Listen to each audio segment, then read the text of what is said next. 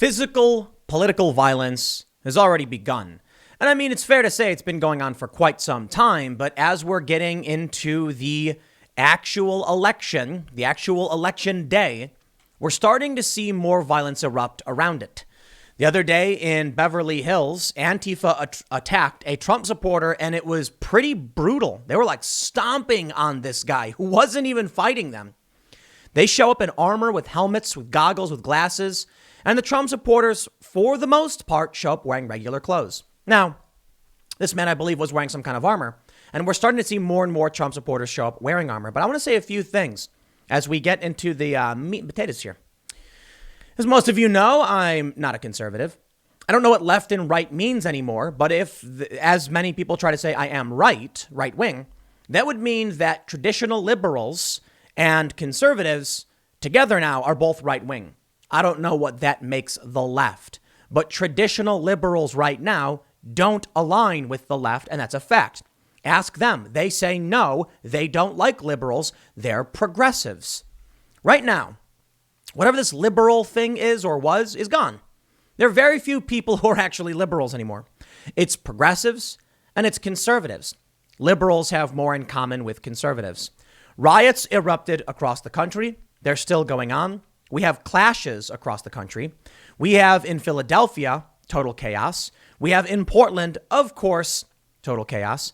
And apparently we've even seen some clashes with police in places like North Carolina. I've been saying for quite some time, what is going to happen? We are going to see some kind of civil war. And a lot of people on the left laughed and gloated. Why? One simple reason. I was right, and that was it. And they didn't know, and they don't understand. Let me tell you something. I think one key thing that defines left and right, at least in this current culture war, is low information politicos versus high information politicos. Now, I consider myself to be decently high information, not like I know everything, just that I read the news all day, every day. It doesn't mean my ideas are good. It doesn't mean I'm the smartest person in the world. It just means I read a lot. A good example of what I'm trying to say is when I had a leftist on my IRL podcast, and they were saying some of the reasons they don't like Donald Trump was his actions pertaining to Russiagate. And I said, do you know what Obamagate is? And they didn't. They didn't know anything about the meeting James Comey had. They didn't know anything about the unmasking. They didn't know anything about Michael Flynn trying to get him fired, the lies, the deception, the manipulation, the text messages. They didn't know that FBI agents were texting each other saying, we have an insurance policy. We'll stop Donald Trump. Yeah, once you learn those things, you're like, oh, wait a minute. Maybe Trump is right. So when you have leftists who don't know, how can they make accurate assessments as to what we should or should not be doing? So when I say something like civil war, immediately low information people imagine like two factions marching towards each other going, hold the line and fire or whatever, as if it's like 1860.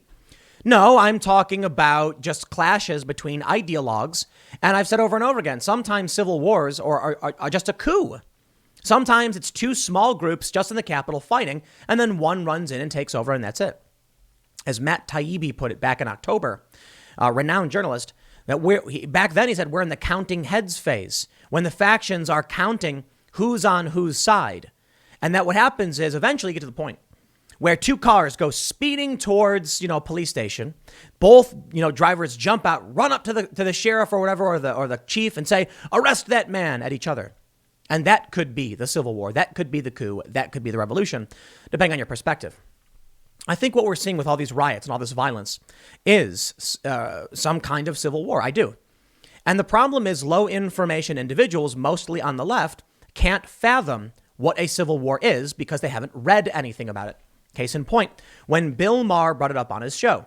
Now, I want to stress, there are a lot of people on the left and the right who have talked about this. There are security experts, mainstream media organizations. There is a ridiculous amount of high-level intellectuals and politicos who have been talking about this long before I have. In fact, it's a Biden supporter who first proposed we were in a cold civil war. And then I reported on it. Looking at other articles from security agencies and what they thought was the likelihood of a civil war, a lot of people did. This violence we're seeing is just pieces of it. And you're not going to see people marching through the streets. But the example I was going to give you was Bill Maher on his show said there can't be a civil war because there's no dividing line anymore. And I just couldn't help but laugh. And it was kind of a frustrated laugh. Bill, how dumb do you have to be? Have you ever read about any civil war at any time, anywhere? Apparently he didn't. Apparently the only thing Bill Maher knows about Civil War is, what he read off the back of, Cracker Jack box on history, for a history lesson or whatever, giving us little tidbits about the South or the Mason-Dixon line or something. He's reading little blurbs from magazines that say, remember the Civil War? The Mason-Dixon line would have to go through people's homes. Okay, dude, let me explain something to y'all. Civil war in most countries is not states against states. You see, in the U.S., we have a union of sovereign states, and sovereign states banded together and went against others. And it's fairly complicated. In fact, one of them broke in half. That's right. Virginia and West Virginia used to be one state.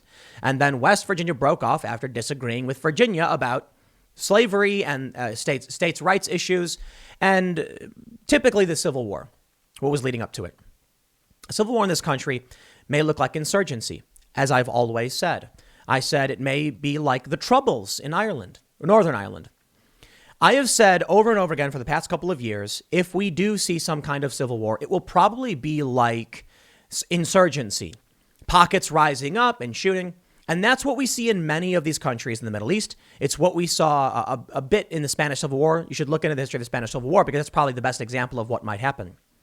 But these people can't seem to understand or fathom what a real civil war would be like because the only thing they know is the tidbits they've read about the American Civil War. So while we're seeing this, I want to point out a couple things. First, as you probably realized already, Sean Parnell in Pittsburgh says, my house was vandalized last night by cowards under the cover of darkness. This is what is at stake in this election. We all must fight for our country, and we must do it now. I will not cower. I will not back down. I will always fight for this nation. You can see on his garage, elections, no, revolutions, yes, and a sickle and a hammer. Now, I'm usually skeptical of these kinds of things, right? Somebody spray painting some ridiculous message on someone's property. Revolution, yes. Elections, no. But I have no reason to doubt Sean Parnell, and I don't think he's the kind of guy to go into his own house and spray paint it. No, I think there's dumb people doing dumb things, and a dumb person did a dumb thing. But you can see they know where he lives. They're targeting him. I've had people send things to me about far left, their plans, and I believe there's going to be very serious violence, which is why I am not currently at my main place of living. Because of the escalation of violence and riots in the Philadelphia area, it's one of the reasons why I moved. I relocated for the time being. Ultimately, we're going to do a full and complete move. I still do live in the Philadelphia area. I was recently just there only a few days ago. But because of tensions, escalating tensions, because there's National Guard deployments, because there's escalating riots, I decided for Election Day I'm going to be out in the middle of nowhere. And it's still not enough because I've had some I'll just call it some alerts, some potential warnings, as it were. I don't know how serious I have to be to in terms of what's going to happen on Election Day, but I take it very, very seriously. Anyway, let me get to the point. So, look, we know Portland is rioting. We know that Philadelphia is rioting. But Vice runs this article, and it made me laugh. And I decided, you know what, I should talk about it. You know why? They're saying everything I said 2 years ago, back when leftists were laughing, saying, Tim's so dumb. He thinks there's going to be a civil war. What an idiot. And now Vice is like, everything that Tim Pool said, just repeat it. Isn't that funny? How late to the party did they have to be? I was reading statements from experts, from security officials, and I was judging things based off my experience in actual civil unrest. You know, I've been covering civil unrest for over a decade. I was at Occupy Wall Street. I was in Spain. I was in Ukraine. I was in Venezuela. I've been in Brazil. I was in Egypt during their revolution. I have witnessed these things. I have talked to people. And based on what people in this country were saying, I said, here's what I think might happen. Why? I have seen it before. I have. Well, here's Vice. Is the U.S. already in a new civil war? Experts say that a new civil conflict will look nothing like the last American Civil War, but that the country is on the verge of large-scale political violence. Yep. I hope you have taken necessary precautions. We're hearing, even CNN is saying this, that a large portion, maybe the biggest, of new gun buyers in this massive surge, suburban white women. I wonder why they're buying guns. Vice reports, America's COVID-19 numbers aren't under control. In many places, they're getting worse. Large portions of the West Coast are on fire. Social media is fueling genocides, and political violence in the U.S. is increasing. People are marching in the streets, aligned with two ideologically distinct factions. Many of them, overwhelmingly from one side, are armed, and violence and death has resulted when these two sides have clashed. There are many people who are armed in this country. Of the factions that are armed, you would be foolish to think it is only one side. And let this be a warning to the conservatives who think they're the only ones who have guns. In case many of you haven't been paying attention, Antifa and the active revolutionary leftists have always been pro-2A. They are not liberals. They do not like liberals. And liberals aren't the ones who are going around smashing things. Why, in fact, many liberals probably on the side of Donald Trump. I know I am. No, the leftists that I see on social media, the ones that produce videos, the most prominent on YouTube, are very, very pro-gun. And they have them. Now, I think it's fair to say that they're less likely to be former military and well-trained with them. But this guy just does not understand what he's talking about. The signs are coming. The signs of a coming conflict are everywhere. Political polarization is up, and gun and ammunition sales have spiked. Killers, such as Kyle Rittenhouse, are being lauded by their political allies. And protests are widespread in American cities. Police kill unarmed people in the streets. The government is polarized and corrupt, and our institutions are failing. Armed militias patrol U.S. streets, and groups like the Atomwaffen Division and the Base plot to start a larger conflict. Mass shootings, sometimes ideologically motivated, and other times not, occur frequently. Poverty and unemployment are widespread as mass evictions loom, and Congress stalls to help those in need. Sure, leftist perspective on this one. But let me point out the Kyle Rittenhouse thing. Kyle Rittenhouse was running away. We've seen the video. He was running away. This is the high information voter versus the low information voter issue. This person from Vice is extremely low information. They've heard. So it's kind of like a matter of how deep do they go on any of these issues. Apparently, the person writing this has only seen a Facebook post by Occupy Democrats and not actually read the New York Times, for instance. The New York Times concluding, of course, that Kyle Rittenhouse was being chased. Someone else fired first, and then he fired back. Whereas Michael Reinl, who isn't mentioned in this, is being lauded by leftists, cheered for. They held a vigil for him, and he stalked and executed a Trump supporter. A Trump supporter who was walking down the street when Reinl is seen on camera stalking him, and then someone yells, we got another one right here. Take it out right here. Yeah. Pop, pop. Killed. You see the difference? The people at Vice are low information, or they're secretly supporting the extremists and trying to frame the right. But I think this is an issue of them being low information. They just don't do any work, nor do they have the cognitive ability to understand what's really happening. Case in point, them saying only one side is overwhelmingly armed. Far leftists are armed. Trust me. In Philadelphia last night, protesters surrounded a police precinct after an officer shot and killed 27-year-old Walter Wallace Jr. Wallace had a history of mental illness and had a knife when officers approached. Really, it was officers who approached. Did you watch the video? Pathetic. When you watch the video, you can clearly see the officers are actually backing away when Wallace approached them quickly, aggressively with a knife. They say that he was shot.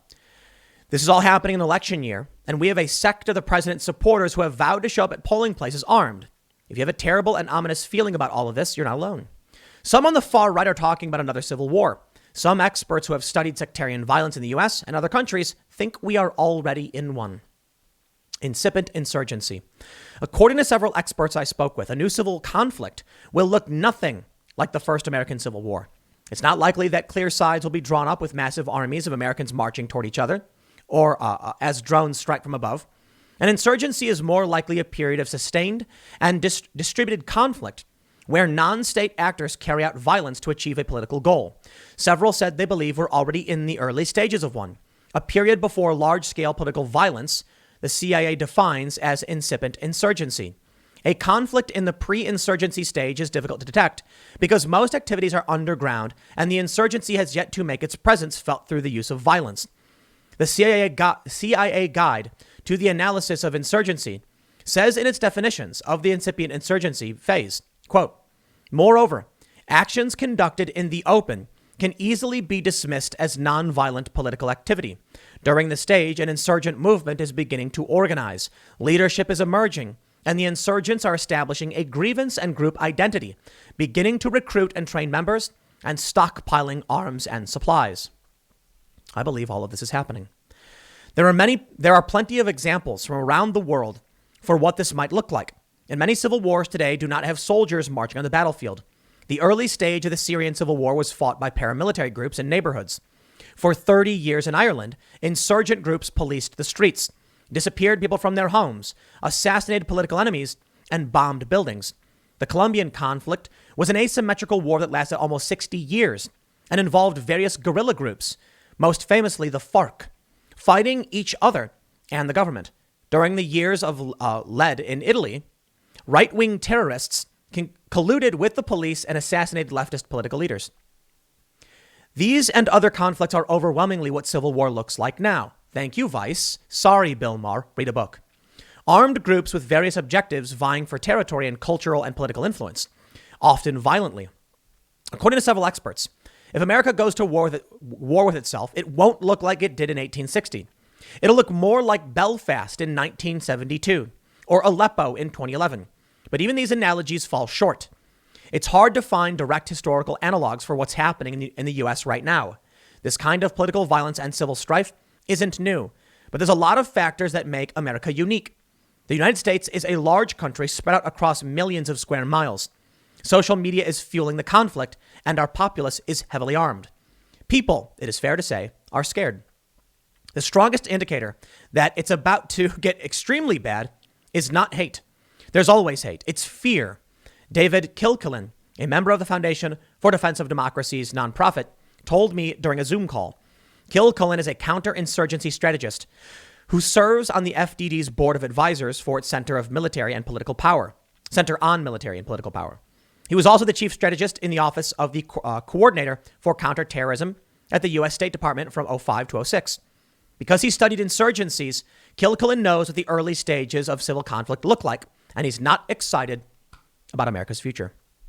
Quote, the worst atrocities come from fear, not hate, because people think they're good, he said, and they can justify incredible atrocious violence to themselves on the basis that it's defensive. You need a belief that some other group is encroaching on your territory. And then you need to have lost confidence in the ability of the state to act as an impartial and neutral protector. We are already losing that confidence because of COVID. Kilcullen isn't the only person who thinks America is close to something incredibly dangerous. Quote, we are in a state of civil war. Whenever, in more than one geographical location in the U.S., it becomes commonplace for multiple non-state armed groups to fight each other with deadly force. When that is an occurrence that is common in more than one location in the country, that's a civil war. Robert Evans told me over the phone. Evans is a conflict journalist who's reported from Ukraine, Syria, and Iraq. His work has appeared in Bellingcat, where he reports on modern American extremist movements. He's also a podcaster, and his 2019 podcast, It Could Happen Here, described the possibility of a new American Civil War. And let me just give some advice to those leftists who laugh and say, Civil War is so dumb. Perhaps Vice wasn't good enough for you. Perhaps these experts weren't, and perhaps you'd like to mock me. I am a conflict journalist who's covered Egypt, Ukraine, Venezuela, Brazil. I was at major civil uprisings like Occupy Wall Street and Spain. And I have seen these things happen before. I have seen what led to the revolution in Egypt. I was in Thailand. I stood in a vehicle splattered with blood where a rival group on a motorcycle threw a grenade into it because they were bullhorning for what they supported. Monarchy. Thailand's conflict was interesting. Monarchists versus parliamentarians. And the monarchists were riding in a big truck, waving flags and singing songs, and a motorcycle pulled up and they threw a grenade into it. And no one could get the grenade in time, and it exploded, and blood stained that vehicle, and I stood in it. We filmed it for Vice. I've covered these things. I have seen what the sentiment looks like that leads to them. And right now, what I see in this country, and I've seen over the past several years, were the same indicators. For that, I was told that I was crazy and wrong. Now, many people understood that I was citing actual experts on this one, but let me cite myself for once. I've seen it before, and I'm worried we'll see it again. Vice right now is just saying exactly what I said 2 years ago. Insurgency, conflict popping up throughout the country. We don't know exactly what it will look like, but it wasn't me who decided one day to arbitrarily say it was a civil war. There was a Princeton professor, a Democrat, who said, we are in a cold civil war. Now, the danger is, will it go hot? There's a leaked video of leftists talking about getting guns, occupying buildings, and it's freaky stuff. I have received some private communications that give me worry. Nothing I can really report on, just things that make me worry based on what I'm hearing through various sources and things like that. I don't know what's going to happen. I know they're planning mass widespread unrest, not necessarily violent armed insurrection, but they call it unrest across the country in the event Donald Trump wins. We are now seeing all of the polls say Joe Biden will win. But we're seeing acts of assumed or presumed or overt voter suppression. Let me show you. North Carolina, marching to the polls, people were arrested and pepper sprayed by police. What do you think happens when North Carolina goes Trump? Do you think these people are going to say we lost fair and square, or do you think they're going to say the police are colluding with the fascists to suppress the vote of those who would challenge the fascists? I think I know what they're going to say. And I think people on the right will say something similar if Joe Biden wins. Mail-in voting was broken. They've corrupted our elections. Our institutions are in decay. Here's another quote. To most people, the idea of a second American Civil War feels more like science fiction than a possible future, Evans said on It Could Happen Here. It feels silly when I stand in line at the DMV or hop onto a public bus or train. The systems that govern our lives here are so seemingly intricate, so stable and so settled that any kind of mass upset feels impossible. Fantastic even. But I have walked through the cities where the buses still run, just without windows because the blasts from mortars have blown them out. I've watched people stand in line and fill out forms in government buildings while howitzers shake the foundations and machine guns chatter half a mile away. I have seen systems collapse. Everything I've seen and everything I've read over the past 2 years has convinced me that the United States is closer to that kind of terror than anyone is willing to admit. Good sir, you are correct. Because I have seen the same thing. I have seen people go to McDonald's where only a few blocks away, military helicopters and APCs circle and people demand revolution. While the man sits in a McDonald's eating a cheeseburger and drinking a Coke and watching a football match. I have watched thousands of people call for revolution. I have seen the people riding on the tanks through the streets as we hopped in a car and drove to a local mall to purchase standard fare. People don't realize life doesn't just stop. It's not one day you're sitting in your home and all of a sudden, everything's crazy and you're running through the streets. No, life goes on, even though the explosions can be heard off in the distance. You know what movie I really like?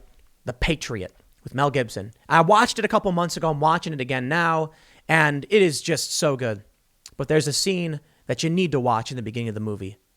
It's The Patriot with Mel Gibson from 2000. Heath Ledger and Mel Gibson and Jason Isaacs. Really great. Mel Gibson's character doesn't want war with Britain. It's the revolution. And he says, mark my words, this war will be fought, in our homes. Our children will learn of it with their own eyes. There's a scene where he's at his house and he's tending to his children when you hear bangs and explosions. He goes out on the porch and the kids are all listening to the cannon fire, the musket fire. And then one kid comes out with muskets and he says, put them away, put them back. He's like, don't worry, they're miles off. The next day, he comes outside and he sees them marching through his fields. People don't understand. Life doesn't just stop. No, you'll be driving your car down the highway. You'll be on your way to the grocery store. And then all of a sudden there will be a roadside mortar explosion of some sort. It will just be random insurgency. I don't know when or how it escalates. And it might not even look like that because it's been a few years and technology and tactics change. But I think we're on the cusp of something extremely dangerous. Vice certainly seems to think so. And even they're writing about it. It's about time people started to take notice. But I'll tell you what, if you're someone who's taken me seriously and were listening to what I was saying years ago, then you're probably in a better position than most. But let me just stress, I don't know what's going to happen. This could all blow over. We've had periods of unrest and tumult before. After Election Day, Trump could win. The Democrats finally say, okay, we'll chill. And Antifa goes, well, better luck next time. And everything just calms down. Somehow I don't think that's likely, but I'm not a prophet. I'm just a dude who has seen things and read things, experienced things, and is saying, here's what I see and here's what I think. And I'm wrong a lot. Maybe I'll be wrong this time. I certainly hope so. I'll leave it there. Next segment's coming up at 4 p.m. over at youtube.com/timcast. That is a different channel from this one. It's my main channel.